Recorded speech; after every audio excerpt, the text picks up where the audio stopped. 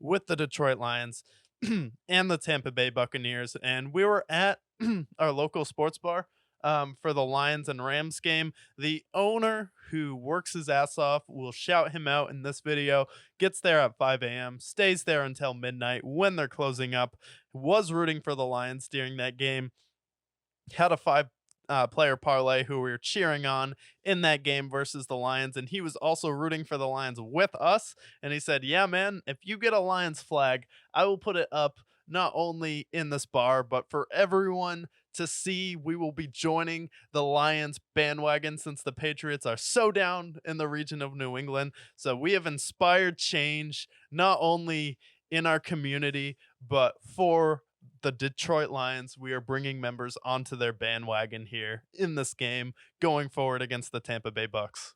As the 2008 campaign slogan for future President Barack Obama, change that you can believe in. And that is the Detroit Lions.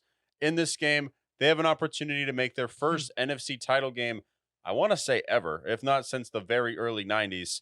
Have a chance to win more playoff games in this playoff run than they've ever won ever. So, Lions, another hurdle here. You have a Bucks team who isn't too far removed from their Super Bowl. Baker Mayfield upset the Eagles. Do you think there's enough upset potential for the Bucks to upset the Lions? Or do you think the Lions, I have the Lions winning this game. I think you probably do too, but do you think the Bucks have a chance here to make the Lions uncomfortable and potentially upset them? Answer me this. Does Ben Johnson have a brain? I think so. Okay, then he can make an adjustment to the same blitz thrown at them time and time again. The thing that concerns me is how much Tampa blitzes and how Jared Goff is under pressure. The thing that gives me hope in this game and the thing that makes me believe in the Lions even more in this game is Tampa Bay blitzes so much in this game, and they are constantly bringing pressure that I think Ben Johnson is going to spend all week with Jared Goff analyzing those blitzes. He's going to sit in there with Amon Ra when they do this. When this player comes, I need you to go here. Sam Laporta, I need you to go there, to give Jared Goff a window. And the Tampa Bay Buccaneers give you plenty of opportunities for big plays. The problem is Jalen Hurts holds the ball for too long, and by the time he finds his read, the blitz is already on him. With the Lions, I believe in Ben Johnson's ability to scheme against the blitz there, and I think the red zone defense is good enough to stop Tampa Bay, like the Philadelphia Eagles were able to do. And Tampa struggled in the red zone earlier in that game. They were able to open it up. However, Mike Evans had some drop issues, and the Philadelphia Eagles were able to keep him at bay. However, the Philadelphia Eagles lost any enthusiasm to tackle anybody, and they couldn't figure out the same blitz every single play. So I think just coaching wise, the Detroit Lions will be able to figure that out and put up enough points so they can have some big plays downfield. And the Philadelphia Eagles did not want to be there versus the Tampa Bay Buccaneers, and that was in Tampa, and the Bucks allowed them to stay in that game, and then all the pressure is off of the Lions. So I think, can they figure out a blitz? And they're going to blitz every single time with the Lions.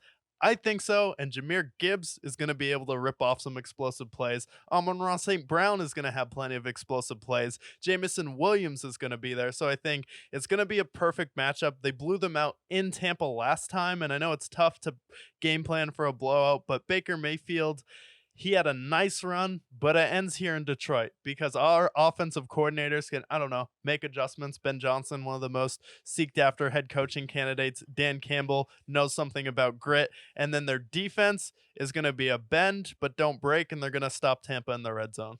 Yeah, I agree. I think that as great as the story has been for Baker Mayfield, I think the story does end here for that same reason because the Lions, they have a destiny in mind. They might have won their first playoff game in 32 years, but they're not satisfied with a playoff win. They're satisfied with a Super Bowl trophy.